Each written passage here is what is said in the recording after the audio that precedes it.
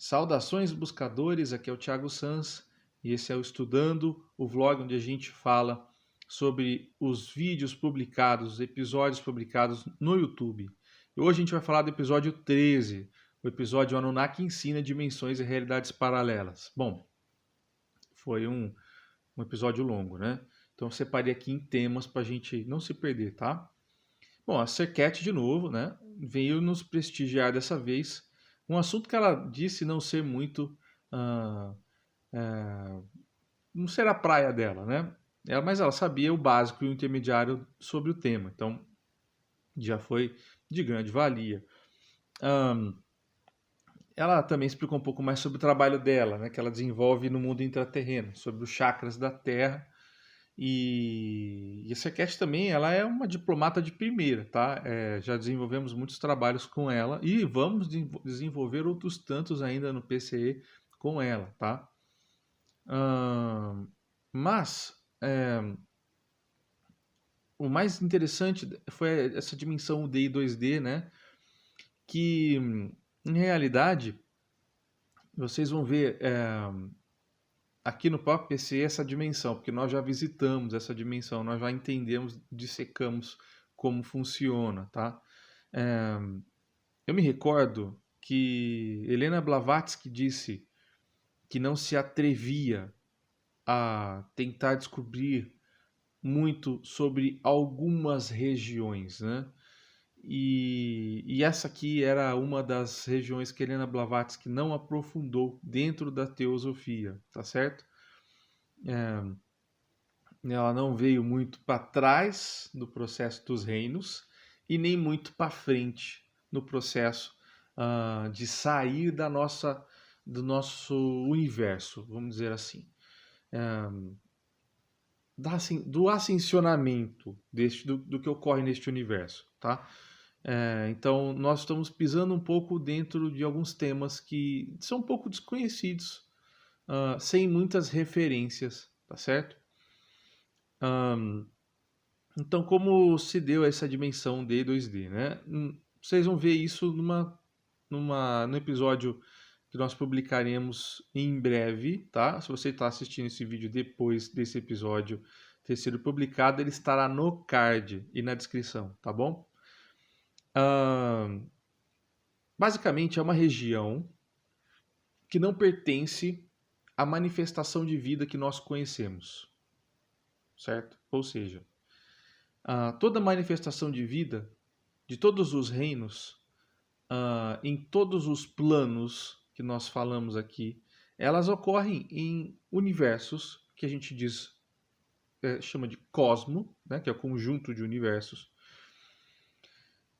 E a dimensão UD e 2D ela está fora disso, ou seja, a matéria-prima do que desenvolve-se aqui, ela é gerada em outro local, né? É um reino, né? Além de ser um reino molecular, né? Ou seja, um reino energético e molecular, ele também possui propriedades de transporte e a gente vai ver isso em breve. Então, eu não vou me aprofundar muito nesse tema da 1D e 2D, porque será amplamente discutido num Explicando Futuro. Eu vou deixar tudo aqui no card na descrição, tá certo? E o que mais ela disse sobre dimensões? Nós focamos um pouco na comunicação sobre cidades astrais. Cidades astrais foi muito interessante, porque existem algumas doutrinas que já falavam disso, mas a Masofia foi a explicação que a gente se baseou para fazer a pergunta. Nós checamos a ideia, se a Masofia é da Masofia que propõe que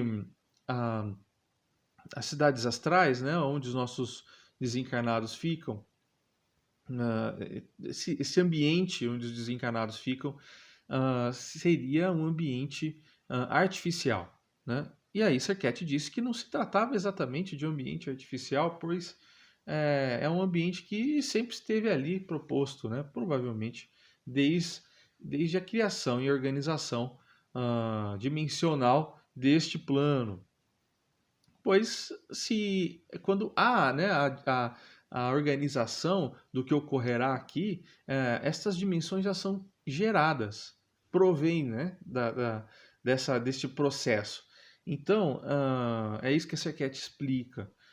E de fato, né, ela é uma dimensão intermediária, ou seja, ela está entre o 3D e o 4D, né, e ela simula efeitos da 3D. Porque a gente, quando desencarna, a gente ainda está apegado na Coca-Cola, né? Está apegado ainda, que é o meu caso, né? Está apegado ainda em muitas coisas, além de vícios e doenças, porque doenças também são apegos, né? A gente precisa passar pelo processo da doença do lado de lá, né? Terminar este processo que é mental, tá certo? Do lado de lá, e isso tudo ocorre nessa subdimensão, tá certo? Então, este processo pós desencarne, né? Ele se dá nessa subdimensão. E aí nós aprofundamos, né? Eu fiz algumas perguntas relacionadas às crenças, né? E de fato, as cidades astrais são baseadas em crenças, o que não é muito uma novidade, mas, enfim, é importante para as pessoas que consideram como definitivo o nosso lar, por exemplo, como definitivo Aruanda, por exemplo, né? São apenas cidades astrais dos quais as consciências que estão afinizadas com estes processos vão, né? Elas vão vivenciar aquilo. Então, não é que não existe, elas existem, elas apenas são realidades simuladas, né? Para que nós compreendamos o nosso próximo passo da 4D, que já é uma outra dimensão, onde nós não temos que ter aquilo que nós nutrimos aqui, né? Pós-morte, né? Então essa é a importância de ter comentado aqui sobre cidades astrais e sobre isso, tá? É, e aí ela disse outra coisa interessante, que também tem a ver com o D e 2D, que é o ponto do infinito, né? Eu vou deixar para vocês aqui o textinho do áudio do Alê, onde ele relata a projeção dele, tá? Com relação ao ponto do infinito. Galera, esse aqui é o Thiago do futuro dizendo pro Thiago do passado lá que ele não encontrou a projeção do Alê, né? O relato. Então eu vou narrar aqui para vocês o que aconteceu. O Alê, ele se projetou em uma consciência, explicou para ele o que era o ponto do infinito, né? Explicou a manifestação do 3D após esse ponto do infinito. Então, o que ela propôs para ele? Ela falou assim: olha, vamos então montar aqui um planejamento. Defina com quem você gostaria de encarnar aqui, nós vamos fazer uma simulação. Então ele definiu ali, ele lembrou de algumas pessoas da infância dele, enfim, e falou: olha, tinha uma pessoa ali, ó, aquela pessoa lá, vamos juntar isso. E juntou, e então ele vivenciou um pequeno trecho, vamos dizer assim, do que seria uma vivência física. Ele disse que esteve ali com uma pessoa que havia escolhido para ser parceira dele. Se eu não me engano, ele até chegou a ter filhos e tal. Ele lembrou disso e aí essa experiência cessou e ele voltou para onde ele estava com aquilo adquirido, né, com aquela experiência adquirida, né, e ficou a impressão, a sensação da facilidade de se gerar esse tipo de experiência dentro do 3D a partir do ponto do infinito, né? Então, foi importante para a gente compreender como se projeta, como se processa o planejamento, né? Então, além da informação do ponto do infinito, teve essa informação do planejamento daquilo que ocorre com a gente, né? É muito parecido com o que a gente vivencia aqui, mas ele vivenciou numa escala pequena, né? Com uma questão de tempo diferenciado, né, do que a gente vivencia. Mas é de fato exatamente isso que foi visto. E essa experiência que motivou a gente a fazer esses questionamentos do ponto de infinito para Serket. Beleza? Agora vamos voltar para o vídeo. Foi essa projeção que motivou a nossa pergunta. O nosso processo do PCE é muito dentro das projeções. A gente vivencia, traz isso para as sessões as vivências, elas são nada mais nada menos do que o ponto de vista prático das teorias que a gente aplica aqui. Elas apenas embasam estas teorias. Então a gente entende o que é e vivencia. É assim que funciona o processo do PCE. Então, isso aqui te explicou que este processo do ponto do infinito, ele é um processo de que todas as experiências que a gente vivencia aqui são do ponto do infinito para trás, ou seja, ou para frente, depende do ponto de vista, né? Se o ponto de vista, talvez para frente seja mais correto, ou seja, o ponto do infinito é tudo aquilo que está atrás do ponto do infinito, já não há mais o tempo, e tudo aquilo que está para frente do ponto do infinito é onde ocorre a manifestação do tempo. E se há tempo, há dimensões paralelas, tá certo? Há multidimensionalidade.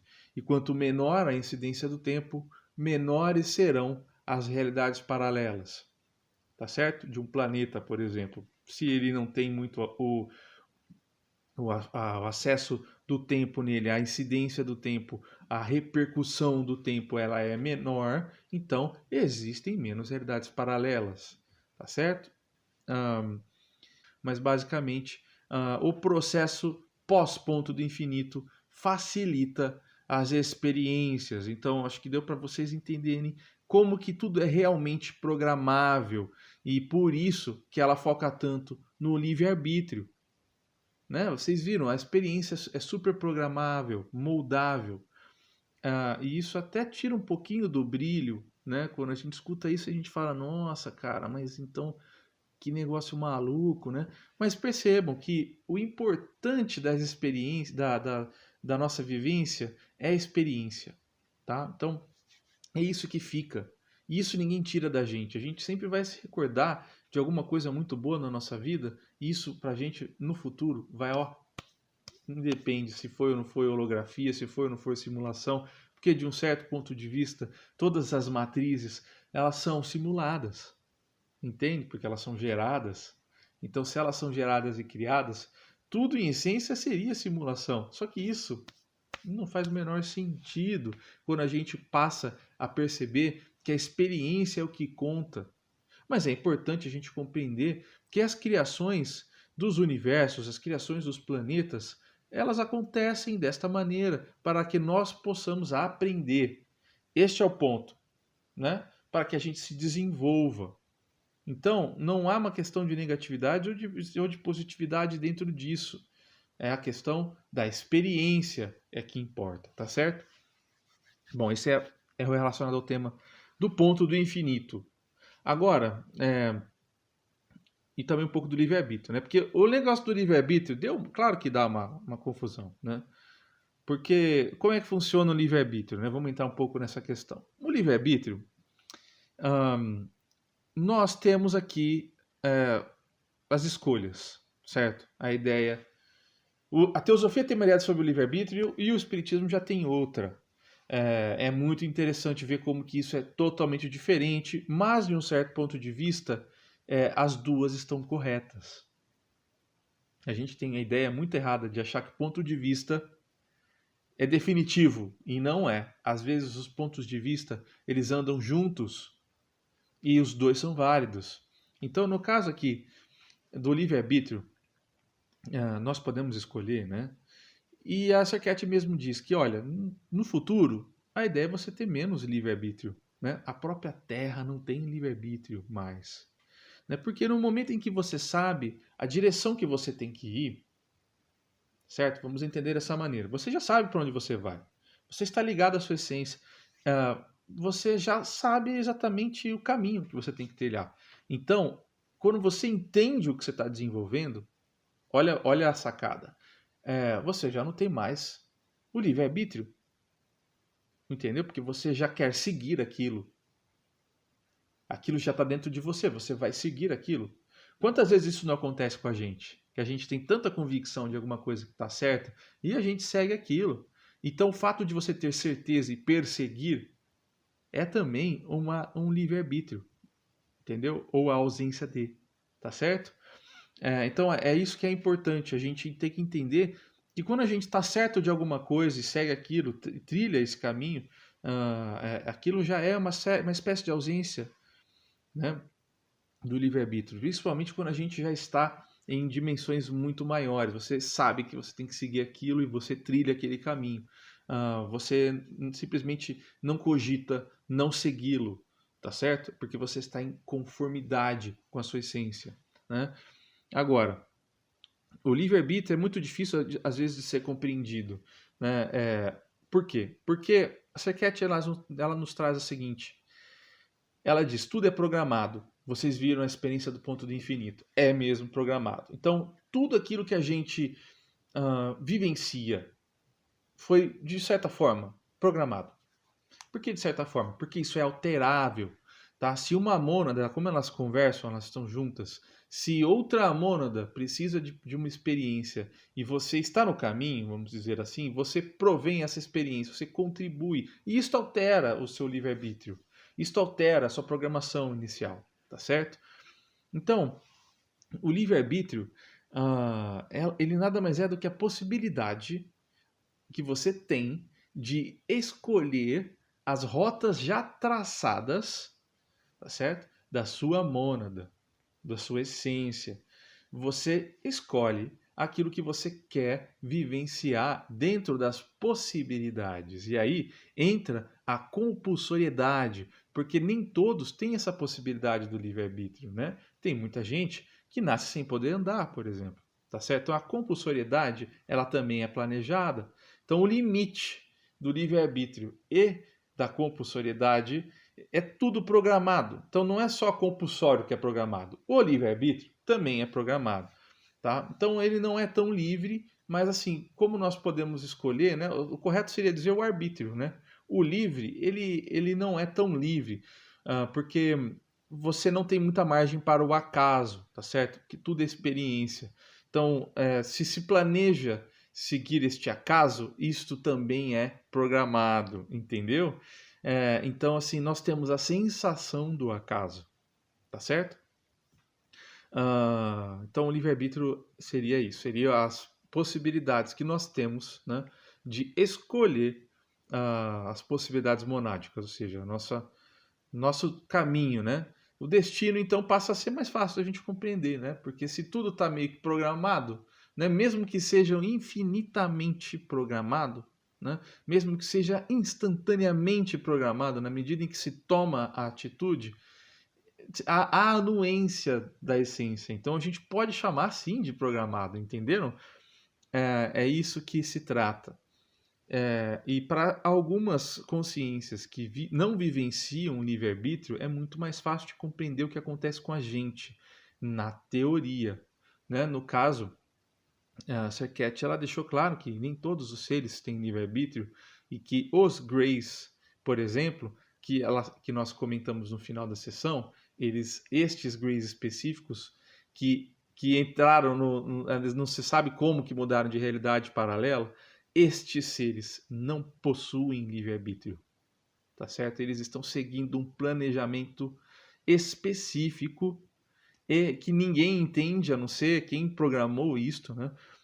E passa por nós também, né? E nós vamos falar disso em futuras comunicações, porque nós já entendemos os processos dos Greys, tá bom? E a Serket, quando ela falou isso, ela apenas veio a confirmar algumas coisas que nós estamos desenvolvendo. Então vamos lá, vamos seguir, né? Ela falou também sobre o transporte terrestre.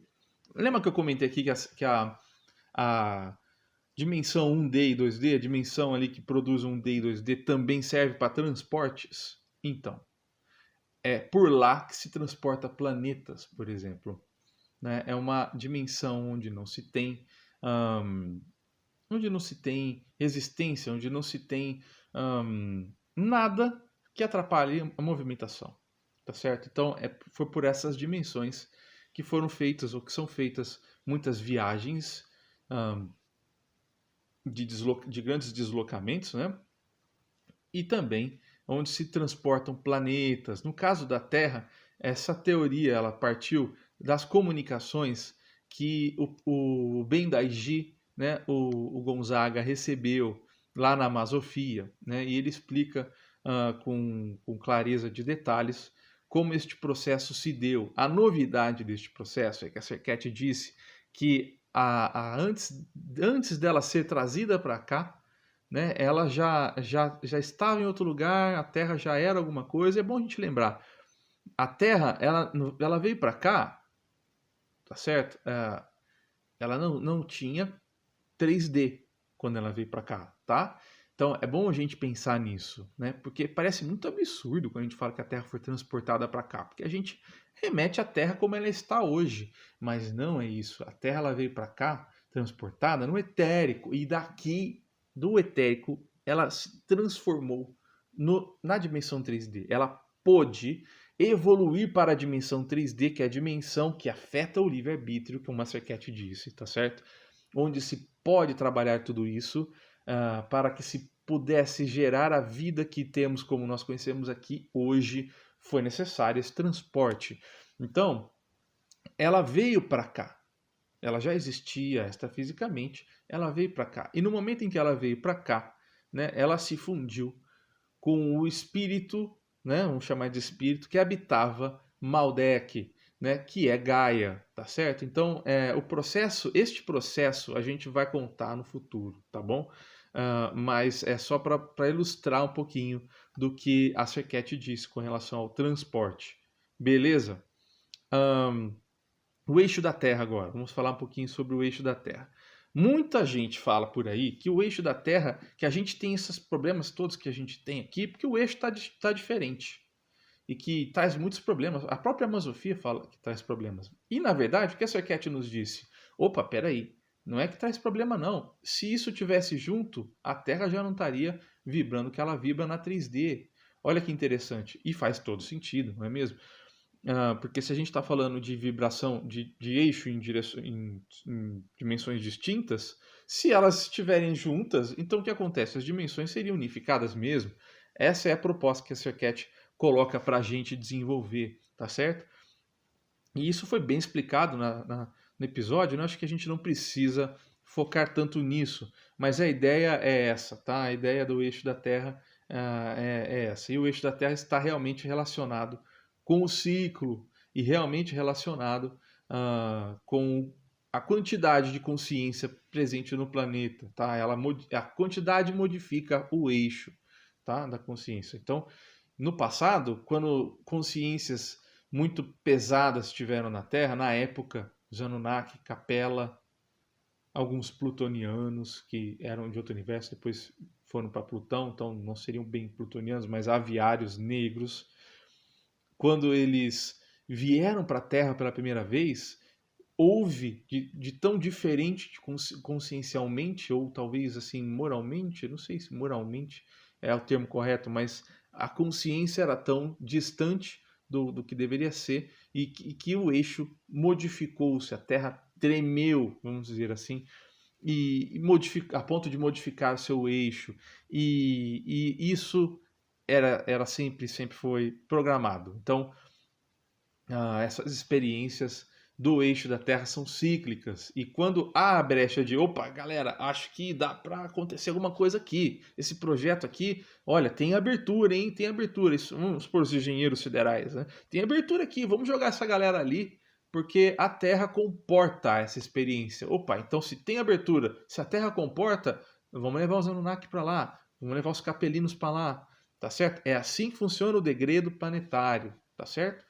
Então, o eixo da Terra está relacionado com tudo isso, com a transição, tá? E com o nosso passado de lutas e de trevas, vamos chamar assim, né? As dificuldades do planeta. Todos os seres que geraram a movimentação através da dificuldade também modificaram o eixo da Terra, tá certo? E hoje nós estamos recuperando este eixo que foi modificado. Isso é cíclico, tá certo? Então vamos lá, vamos passar para o tema. Realidade paralela. Realidade paralela é o seguinte: poucas pessoas falam disso, né? A gente não vê esse material disponível, então não foi explorado por nós, pelos humanos, tá certo? E a prova de que ele não foi explorado é porque nós entendemos realidade paralela, nós chamamos tudo de realidade paralela, tá certo? Porque a gente não estudou isso ainda.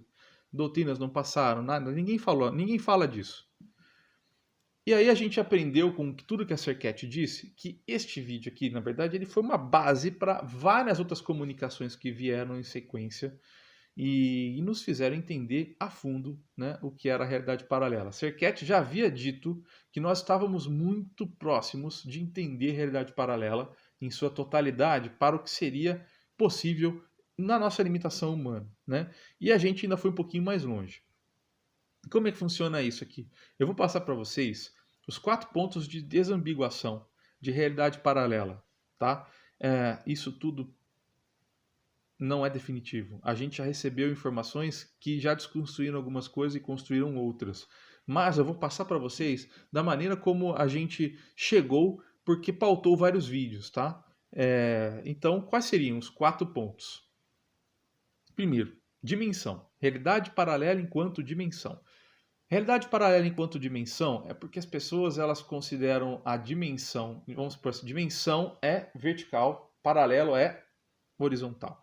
Mas algumas pessoas, quando elas consideram que a dimensão é uma realidade paralela, ou seja, quando a vertical é uma realidade paralela, elas chamam assim também, né? Então, é a realidade paralela. Fulano, vou dar um exemplo. Fulano morreu, fulano agora está em uma realidade paralela. Este é o exemplo do que seria dimensão, realidade paralela enquanto dimensão, tá? Nós acessamos ela? Sim, acessamos. Quando nós acessamos? Quando nós vamos visitar colônias espaciais, astrais, quando nós vamos conversamos com desencarnados, né? Ou quando nós vamos a outros planetas, tudo isso é o acesso à realidade paralela dimensional, tá bom? Segundo ponto. Segundo ponto é realidade paralela enquanto conjunto de possibilidades monádicas. Isso foi falado na sessão com a Serket e aí agora nós aprofundamos isso, né? O que significa isso? Conjunto de possibilidade monádica é o total de livre-arbítrio que cada encarnado, que cada mônada gerou para estes encarnados. Ou seja, imagine então que se cada possibilidade que a gente pode escolher é uma linha, você pega todas essas linhas de todo mundo da Terra e isso se cruza, se transforma, né? Porque uma linha afeta do outro, né?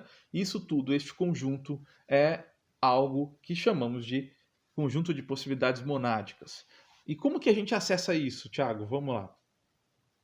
Quando você toma uma decisão, você manifesta uma decisão, você manifesta uma ação, aquilo se transforma enfim, você vai sempre trocando de realidade. Então, você gera aquela ação, você manifesta e vivencia aquilo. E quando você vivencia uma ação, você fatalmente vai deixar de vivenciar outras.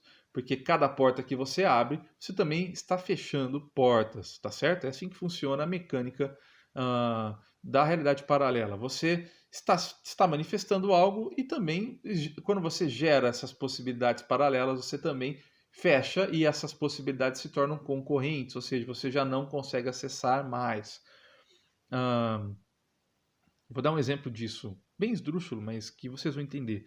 Quando você sai de um trabalho, você às vezes não consegue mais voltar para ele, mesmo que te chamem. Às vezes você simplesmente não quer mais.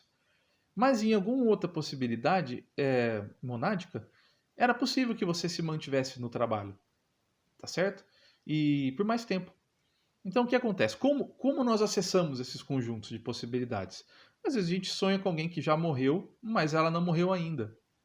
Era um conjunto possível, mas não se manifestou, tá certo? Ou então eu falei do trabalho, né? Você se imagina ainda, você sonha que você está lá ainda. Na verdade, você está acessando uma realidade paralela onde você ainda não saiu do seu serviço. Mas essa realidade vai acontecer? Não, ela já passou, mas você acessa. Porque é o que está mais próximo da gente. Esse seria o conjunto de possibilidades monádicas. Entenderam? Então, é aquilo que a gente acessa que está muito próximo de nós, na nossa própria existência, das possibilidades que nós tínhamos, do livre-arbítrio não escolhido, tá certo?